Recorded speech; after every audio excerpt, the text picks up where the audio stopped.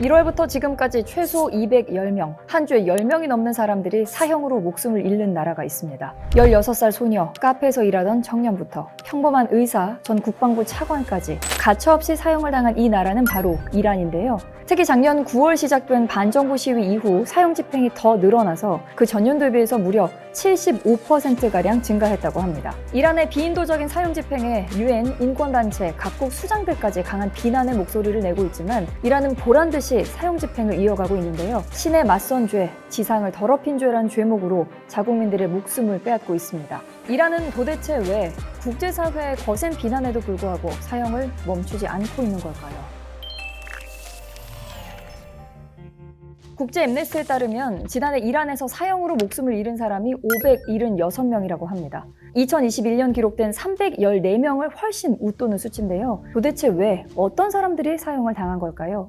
지난해 9월 히잡을 제대로 착용하지 않았다는 이유로 경찰에게 체포됐다가 의문사한 마흐사 아미니 사건 이후 이란에서 대규모 반정부 시위가 일어났었죠. 외신들은 이 반정부 시위 참가자 상당수가 사형을 선고받았다고 전했는데요. 이란 당국이 처음으로 이 반정부 시위 참가자에게 사형을 집행한 건 작년 12월 8일이었습니다. 23살의 모센 셰카리라는 남성이었는데요. 고인이 된 셰카리는 보안대원을 흉기로 찔렀다는 혐의로 체포돼서 사형을 선고받았고 이에 대해 항소했지만 기각되면서 사형이 집행됐다고 합니다. 교수용으로 생을 마감한 셰카리는 생전에 카페에서 일했고 커피와 비디오 게임을 좋아하는 평범한 청년이었다고 합니다. 두 번째 사형 집행은 23살이었던 마지드레자 라흐나 바드에게 내려졌는데요. 그는 크레인에 매달리는 잔혹한 공개 처형을 당했습니다. 특히 이 사형은 가족에게 사전 통보 없이 적법한 절차를 따르지 않은 채 이루어졌다고 하죠. 당시 이란 사법부 산하의 미잔통신은 이 잔혹한 사형 집행에 대해서 이렇게 보도했습니다. 라흐나 바드가 보안대원 2명을 흉기로 찔러 살해한 뒤 신에 대한 전쟁을 수행한 혐의로 사형을 선고받았다. 시아파의 성지인 마슈하드에서 교수형에 처해졌다. 두 번의 사형 집행 이후 국제 엠네스티를 포함한 인권단체와 EU 외교안보 고위대표, 각국 정상까지 국제사회는 한 목소리로 이란 정부를 규탄했는데요. 하지만 이란 정부는 사형 집행을 멈추지 않았고 귀가 중에 반정부 시위 행렬에 휘말렸던 의사, 이란 경찰을 비난하는 노래를 쓴 래퍼, 간첩 혐의로 체포된 전 국방부 차관을 포함한 많은 사람들이 사형으로 목숨을 잃고 맙니다. 최근까지도 신성모독을 죄목으로 내세운 사형 집행이 이어졌고요. 사실 반정부 시위 전부터 이란에서는 충격적인 사형 집행이 계속 일어나고 있었습니다. 심지어 10대도 사형 집행의 대상이 됐는데요. 2004년 16세 소녀 아테페 사할레가 사형을 당한 겁니다. 사할레는 여러 명의 남성으로부터 성폭행을 당했는데 충격적이게도 법원은 그녀가 혼외 성관계와 순결에 반하는 음란 행위를 저질렀다고 판결하면서 사형을 선고했고 교수형을 집행했습니다. 당시 이란 국영신문은 사할레의 나이를 22세로 소개했었다고 하죠.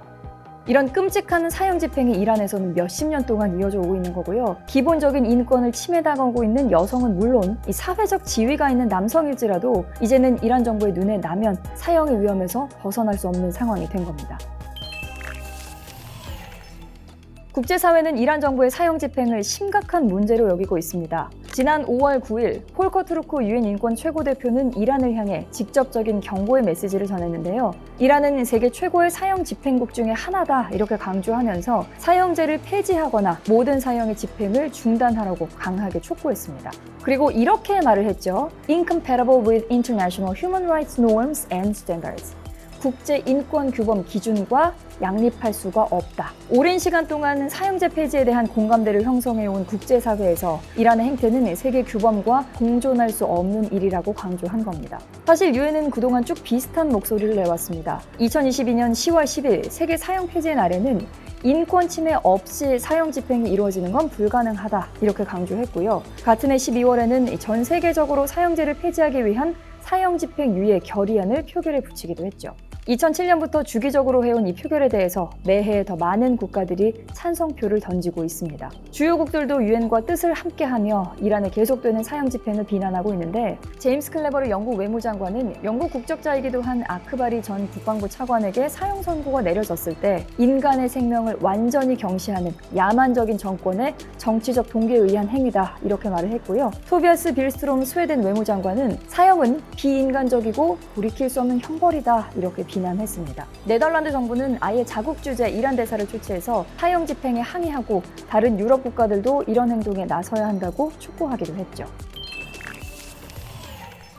그런데 이런 국제사회 뜻과 다른 상황이 계속되고 있습니다. 지난해 전 세계 사형 집행 건수가 5년 만에 최고치를 기록한 건데요.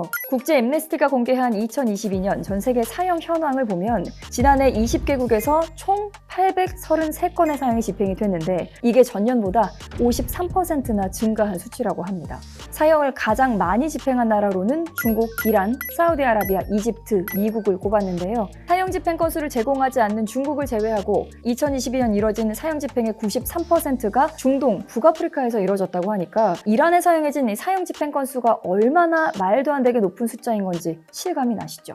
유엔이 강조하는 사형제 폐지 현황을 살펴보면 완전히 사형제를 폐지한 나라는 112개국, 여전히 사형제를 유지 중인 나라는 87개국이었습니다. 여기서 우리나라는 사형제 유지 국가에 속하죠. 1997년 12월 30일 마지막 사형을 단행한 이후 사형을 집행하지 않아서 2007년부터 실질적 사형 폐지국으로 분류되긴 했지만 아직 법률상 사형 제도가 존재하고 또 60여 명의 사형수가 남아있는 상황입니다.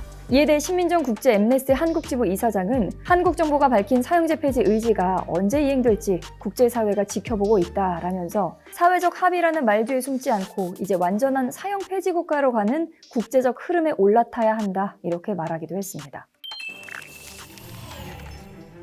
이란 국민들은 종종 이런 얘기를 한다고 합니다. 70년대 사진을 보면 오히려 미래 사진 같아요. 이란의 국민들도 한때는 자유를 누렸었지만 1979년 이란 혁명이 일어난 후 정권이 바뀌면서 지금은 공포 정체 절정에 다다른 모습인데요. 특히 그 피해를 여성들이 많이 보고 있습니다. 사형을 가장 많이 집행하는 국가는 중국이지만 여성 사형 집행 건수에서는 이란이 압도적인 1위를 차지하고 있죠. 이란의 여성들은 스포츠 경기도 보러 갈 수 없고 가수도 될 수 없고 사회활동도 여러 제한을 받습니다. 가장 상징적인 히잡 착용 문제도 있고요.